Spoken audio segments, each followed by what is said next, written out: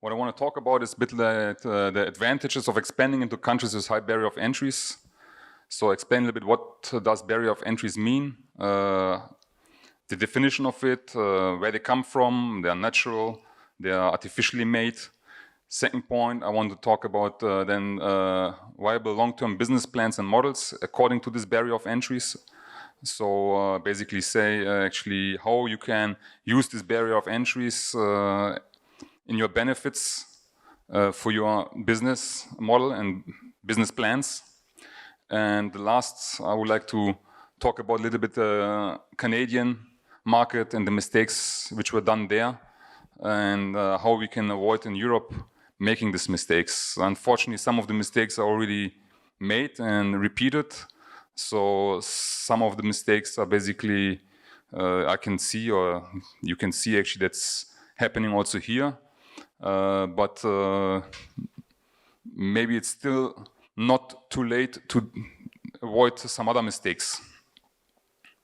So quick introduction. So I mean, you heard this maybe 10 times already in these presentations.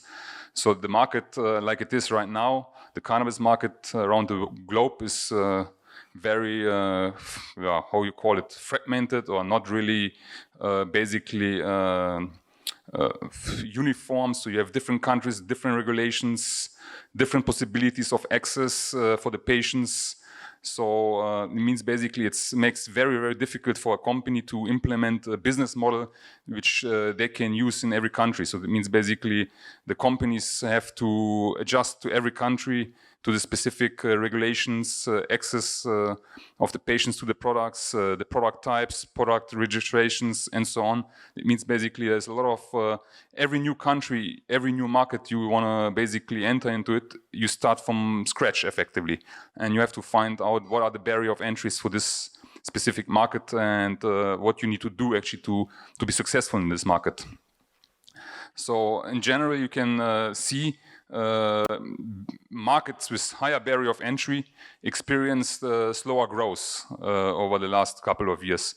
So like Europe, especially, and Australia compared to US and Canada, you can see that the barrier of entries first in terms of growth is a negative thing actually, of course, because especially if it's artificially made barrier of entries like from governments to obtain some licenses or to get some basically permissions, takes time. Usually also countries with high regulations have also barrier of entries for the companies. Is also you have high regulations for the access of the patients to the products.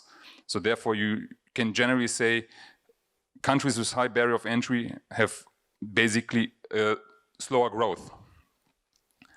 So basically, like I said, so you have you can see in the chart, you have the United States and Canada experience much bigger growth, much quicker than Europe and Australia.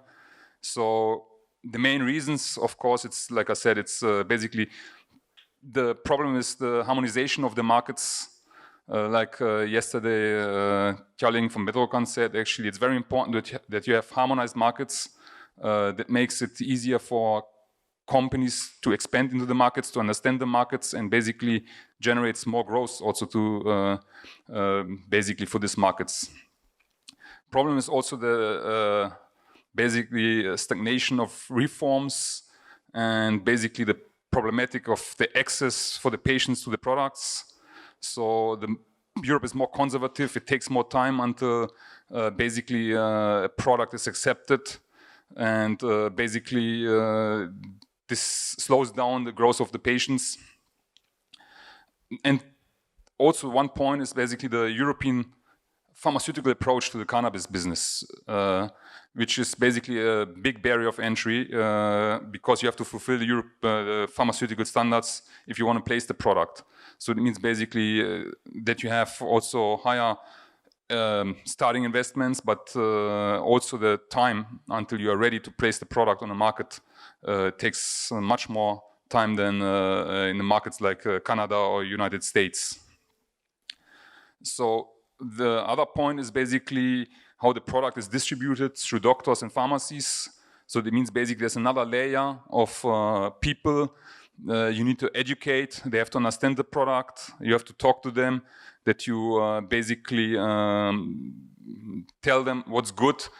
So there is a kind of lobbying work you have to do, that these doctors and pharmacies basically prescribing your product. So that's another barrier actually what exists in Europe, which doesn't exist in Canada and United States. So, but nevertheless, barriers doesn't mean always it's not a bad thing actually to have barriers. Barriers have also some positive things. But in general, you can say higher barriers of entry result in higher opportunities. Once you cross the barriers, you have big opportunities. So in terms of barriers, there is different kind of barriers. Like I said, here's a smaller list of some of the barriers actually we see also in the cannabis industry. So we have barriers like patents, IP, legal or regulatory conditions, unique locations is one, supply constraints, high startup costs, exclusive contacts, economic of scales, it's typical, high switching costs, it's basically the cost, or let's say the barrier of switching, for example, in the cannabis industry, a patient from one product to another product is very, basically, it's definitely a barrier. So in another industry, the high switching cost can be, for example, the biggest example for high switching cost in an industry is, for example, the software industry, where you want to switch out of Microsoft to another product. It's nearly impossible. So once you have a software implemented in your company, to switch to another software, it's so expensive that basically you prefer to keep the software, and that's one of the biggest barriers, for example, in the IT sector. And then you have natural barriers like the brand loyalty. So once you create a strong brand, people stick to the brand, and they don't switch so much. So you have, if you look in the companies like the big five in the United States, like Facebook, Amazon, Microsoft, Apple, Google, so they have strong brands, and these companies basically have a loyalty of people sticking to them. So basically Amazon is nearly Amazon created such a big barrier of entry to their business, not just in the brand loyalty, but also in all the other points, that it's nearly impossible to enter into the market and be successful. But in general, all the five which I mentioned, they managed to build barrier of entries in most of these points, and basically it's very difficult to get into these markets. So basically what you can say is basically barrier of entries. So markets with higher barrier of entries have fewer players than market with basically, or businesses with less barrier of entries. But on the other side, you have definitely also some benefits, or you have some advantages once you cross the barrier. And for your business, basically, you have higher profit margins because you have less competition, less competitive conflicts. So you don't have to fight with your basically competitors about patents, about market shares, that you start into some price wars, and you reduce your price just to get some market share. So basically you avoid this kind of conflicts. You have less competitors entering and exiting from the sector, so it's less disruptive, basically competitors coming in. Pricing power, because there's less competition, you can achieve better prices. You can see this in Europe in the cannabis sector, for example, the prices in the German market, which you can achieve, for example, for dronabinol or tinctures or oils or flowers, are much better than in the prices with lower barrier of entry. So, and you have less ongoing capital expenditure requirements. So once your business is running and you set up everything, you don't have to chase always basically the newest thing, because you have less competition. So you can basically let your company run, and you don't have to be always on top of the newest technology, because you have so much competition, and you have to bring down the prices always with basically put on the newest machines, the most efficient machines, just to bring down the unit costs. On the other hand, of course, markets with lower barrier of entries have exactly the opposite, basically, of this what is listed above. So what need companies and investors needs to know about the existence of a barrier of entries? So first of all, what you want to know is basically you want to understand their strength. So you analyze and see actually what are the strengths of the barrier of entries, and basically you want to know actually how you can use them in your advantage, basically, or how you can maybe create additional barrier of entries that you keep competition away from your business. Then you want to estimate actually if they will persist. So basically some barrier of entries might be there and then all of a sudden not there anymore. Legal things can change, the markets can open, and basically some other barrier of, so basically things can change and all of a sudden this barrier of entry doesn't exist anymore and you have more competition. And if they don't persist, so none of them will persist, so some of them yes, but if they don't persist a long time, you have to understand when they will end and what you will do against this actually once they end. So basically you want to protect your business and you understand, okay, this barrier of entry might end and then I can have basically more competition into it, and then you have to understand how to basically try to prevent or create new barriers that you keep your business with less competition. So like some examples here, patent expiries. So if a patent expires, usually the price for the generic product is much cheaper than the original product. So that means basically patents are a good barrier of entry, but once they expire, the price will drop and your margins will fall. So basically competitors, so basically new IP from competitors can basically make your product obsolete, like what happened with the BlackBerry when the smartphone appeared. The other, for example, disappearing of supply constraints, which happened with the fracking industry and the oil industry, where the OPEC lost, so basically their monopoly. So, and that more competition. And also the web services of Amazon, for example, reduces startup cost for the IT sector. So that means basically more IT companies, startups that could get easier into the sector. So, but in general, what you can say is basically barrier of entries prevents and restricts competition, which is basically not necessarily for a long-term business model. This is what you want actually. So you want less competition, that you have a better pricing power. So that means basically what you have to think about is always basically how you can create maybe new barriers and basically keep the barriers which exist as long as possible alive, that you can benefit from them. So it means you do this through lobbying, for example, add new regulations which are in your favor, grant patents, for example, basically, and maybe or get some favorable treatment from governments. So how can you use this basically now to build a viable long-term business plan? Business plan. So basically what you want, like I said, use the barrier of entries in your advantage, build new barriers, basically, and manage the barriers to persist for a longer time. So how can basically build new barriers, for example, in our business, in the cannabis business? So that's very important, for example, to go into research and development, to develop new products. Basically, the new products, try to get patent on this one.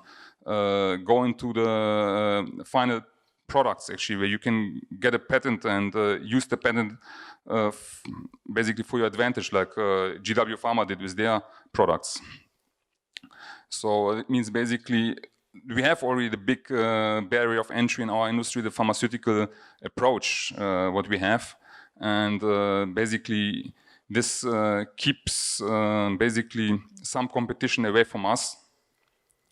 But still, you need to always try to lift the barrier of entry for the competitors. And that's very important to be aware of this, and that you always try to work and try to find new barriers, implement them. And like I said, with research and developments, you can lift them for your competitors. So that means basically it's very important that you understand how you manage this. So who will be the winners basically, or the winning companies in this industry, actually, in this cannabis industry? So basically these are the first movers who will basically come with innovative products tailored to the patient needs, that are companies who understand what the patient need,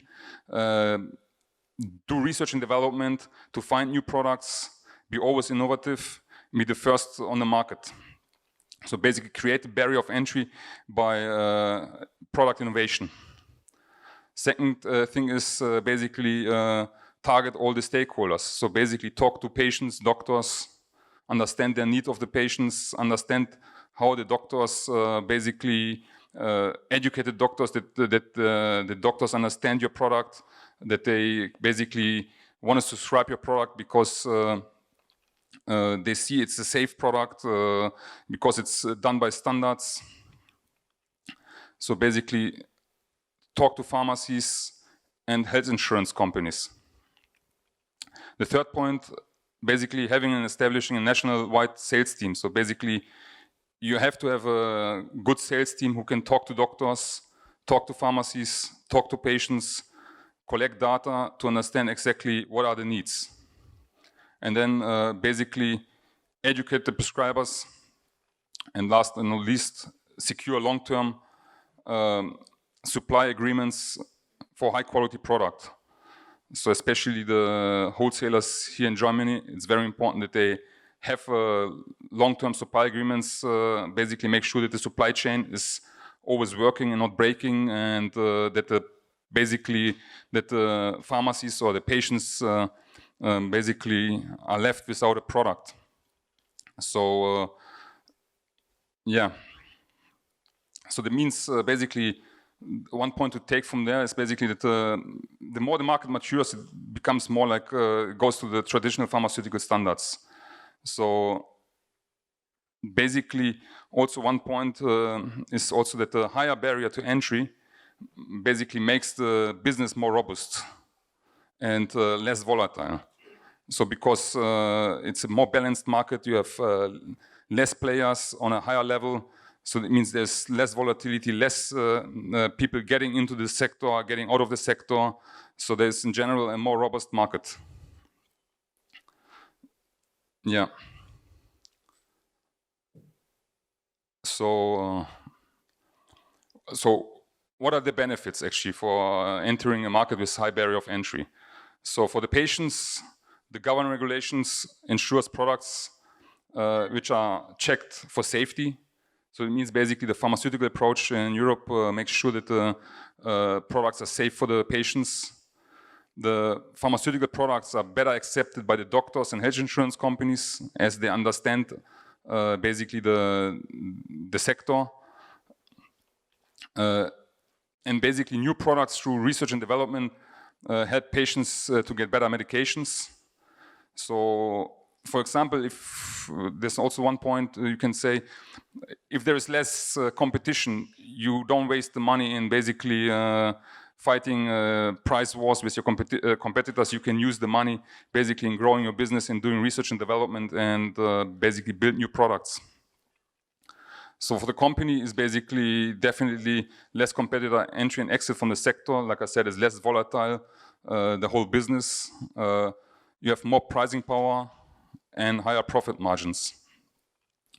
For the investor side, actually, who invests into the companies and basically giving a capital, it's a more stable business, reduces the risk, it's less volatile. Basically, the investment is less volatile, more predictable outcomes in terms of the business model, basically because there's less competition, better margins, and there is also better potential that you invest into a market leader who will have most of the market share, because the market is basically consolidated in few players and not dispersed in so many companies who just want to gain a bit of a cake. So let's talk a little bit actually what happened in Canada and see actually what mistakes were made there and basically how we can avoid the mistakes here in Europe. Some of the mistakes were made because they were not basically following the rules actually, like understanding the barrier of entry, understanding who can get into the who can come into your business, be a competitor, and so on. So Canada legalized basically the cannabis as we know in 2018, and since then the market was growing. Basically, not only the market but also the players were growing. So and there was a lot of basically players, a lot of capital went into the basically into the market, and there was a race basically to be the biggest, the first, and basically the capital expenditures went through the roof. So companies were investing massive amounts of money in basically building big greenhouses, basically to produce massive amounts of cannabis, dried cannabis, which they never really sold. So it's basically went into the warehouse and sits there. And the most of the reason for this was basically that the whole expansion of the cannabis market was not really driven by an analysis actually how big is the market, what can the market actually accept, and how big basically what is the need for the market. It was more like there's a lot of capital coming from the stock exchange, from investors, and basically this capital has to put into work, and investors want to see balance sheet growth. So what it did is basically companies, they were trying, instead of basically using the capital wise, basically to implement maybe barrier of entries, to do research and development, to basically find new products, develop new products. The capital went in just balance sheet expansion. So basically building capacities. In the beginning, you could see actually that the cannabis producers were in Canada producing at the cost of a gram around cultivation, and total cost around $4 Canadian went down to $3 Canadian, and basically the investors were saying, hey, that's not enough margin, so you're basically very expensive in production. But then the licensed producer said, don't worry, we're going to basically benefit from the scalability, so we're going to build bigger warehouses, produce more, and the units cost will go down, and it will look much better, the margin.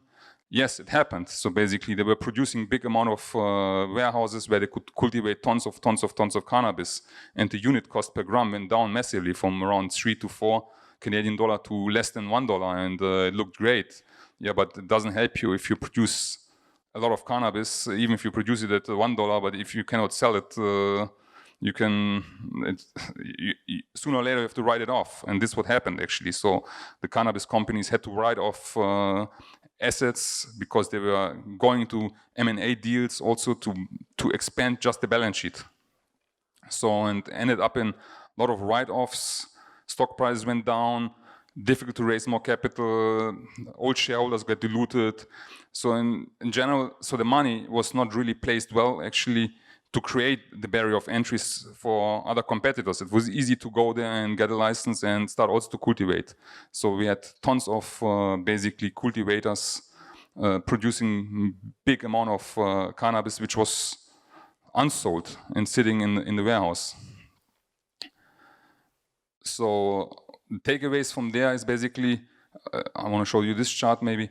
So what you can see is here basically the legal market compared to in Canada, the illegal market, and basically the medical market. So you can see the big rise of the legal market in terms of revenues, and the drop of the illegal market. The basically legal medical market didn't grow so much. But what you can see is actually that the biggest growth came actually from the decline in the illicit market. So consumers switched from the illegal market into the legal market. So if you combine both markets, the growth is still there, but not so big like people were expecting. So basically, by the end, the consumers who consumed before cannabis now they just switch into the legal market. So, but there were not a growth of additional consumers that you say actually there is a real growth. Okay, it's legal now, and now everybody starts to consume cannabis, and this didn't happen. So basically, the audience, or let's say the consumers of consuming cannabis, grow very little. So, and I think there was a wrong estimation when they basically invested into the business, some of the companies, and built their capacities. They were thinking actually once it's legal, everybody will consume 1 gram a day for the next, I don't know, whole year, but it's not the case. So basically, usually the consumer, people who consumed before moved into the legal market, and people who are not consuming, very little of them tried cannabis and are consuming cannabis now, but it's not like there was a rush in consuming cannabis because it's just legal. So there is still a barrier for people to use cannabis because they still see it as a drug, and they don't want to use it actually. So, and if some people try to use it, they don't use it every day, that there is a massive amount. So if you say actually new consumers will say, hey, let me try this, maybe I do it in a weekend with some friends and try it. Yeah, but how much you will consume? 1 gram. You will not consume a gram a day. You become addicted, actually. So you consume maybe a gram every 2 weeks with your friends, you know what I mean? And it means in a month, it consumes maybe, a normal consumer will consume 2 grams in a month. Maybe it's in total year, maybe it's 25 grams, not more than this.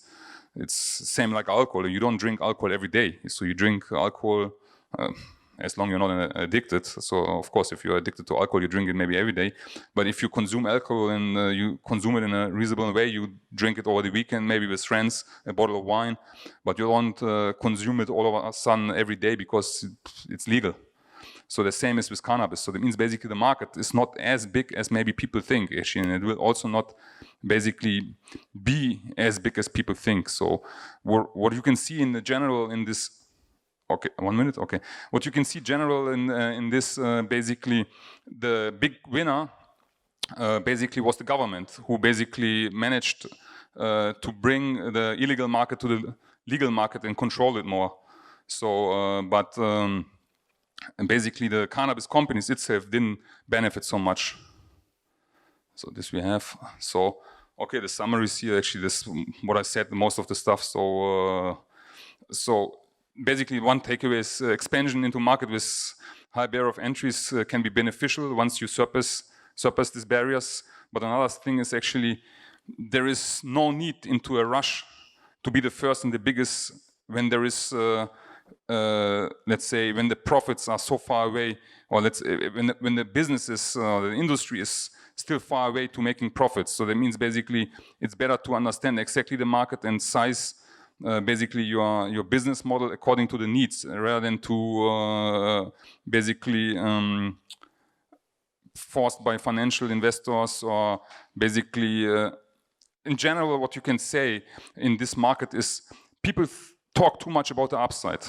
Nobody talks about the downside, and there is very little risk management in general in this business. So basically, you hear in all the conferences always what kind of great upside, what went up, and where we go, but nobody really talks about what can go wrong actually, or what we do if something goes wrong. So nobody's really prepared on a downside. So things can happen which can hurt the business. So we can have basically people abusing the medicinal cannabis and get addicted, and all of a sudden you have some issues and you have some things in the press which can be negative for the whole industry. So what you do then actually? So it means there's a lot of downside in this business also, but nobody really talks about this, and this industry still has a kind of a risk management approach. So that means basically in general, what you have to understand in business models, or it's the risk management approach in this industry is missing. So that's actually the biggest takeaway from the whole story. So basically, people have to basically implement also in their companies a risk management department which understands the risk of the business and how to manage it. Yeah. Okay. Yeah, that's it, more or less. Thank you.